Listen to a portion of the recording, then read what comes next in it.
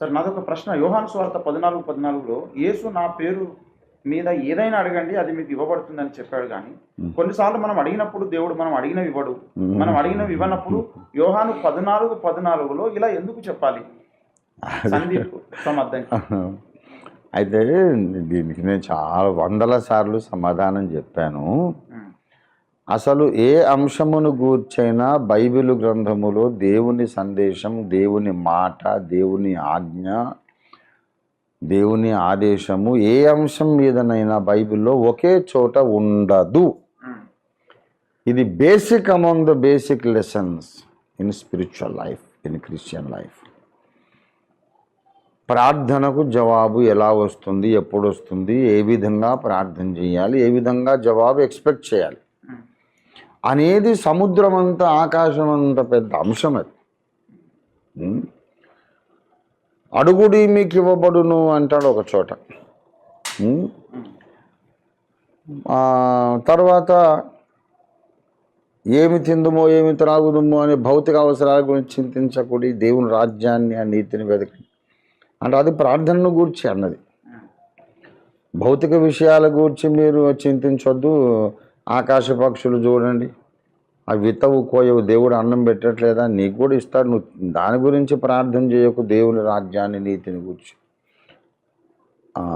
ఆలోచించు, వెంబడించు, వెతుకు, మిగతావన్నీ నీకు దేవుడు ఇస్తాడు అంటారు. మళ్ళీ ఇంకో చోట 1 యోహాను 5:14లో దేవుని చిత్తానుసారంగా మనం ఏదడిగినను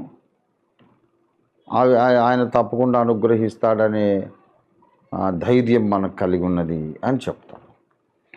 కనుక అడగండి అనేది ఒక సింపుల్ కమాండ్మెంట్. నా నామమును అడగండి అంటే నా స్వభావము కలిగి, నా స్వభావం ధరించుకొని అడగండి. తర్వాత దేవుని రాజ్య వ్యాప్తి కొరకు, ఆయన నీతిని మనం ధరించడం కొరకు అవసరమైనవి ముందు అడగండి, మొదట వెతకండి. తర్వాత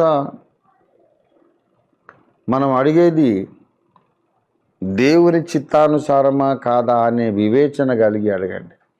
ఇవన్నీ అయినప్పుడు మీరు నా నామమును ఏదడిగినా అన్నాడు కదా, అంటే నా స్వభావము కలిగి అని అర్థం. నా నామము అని అంటే ఒట్టిగా యేసునామము అని అనడం కాదు, ఆ స్వభావం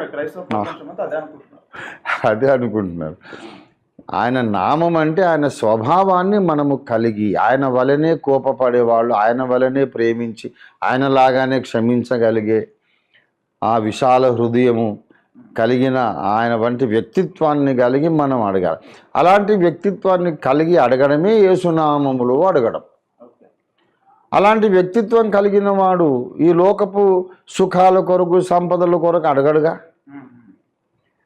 దేవుని చిత్తం ఎరిగి భూమి మీద దేవుడు ఏ కార్యమైతే చేయాలనుకుంటున్నాడో దాని కొరకే వీడు అడుగుతాడు.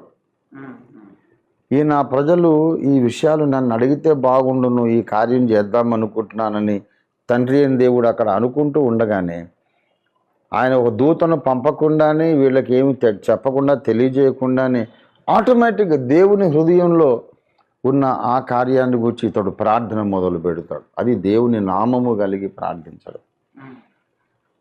మరి అలాంటప్పుడు ఇక ఆయన ఇవ్వకపోవడం ఉండదు. మన అవసరాలు, ఈ లోక సంబంధమైన అవసరాలు, మన గొంతెమ్మ కోరికలు, నాకు డబ్బులు కావాలి, వాహనాలు కావాలి, వస్తువులు కావాలి, ఆస్తుపాస్తులు కావాలి, నా శత్రువు అయితే ఇస్తా,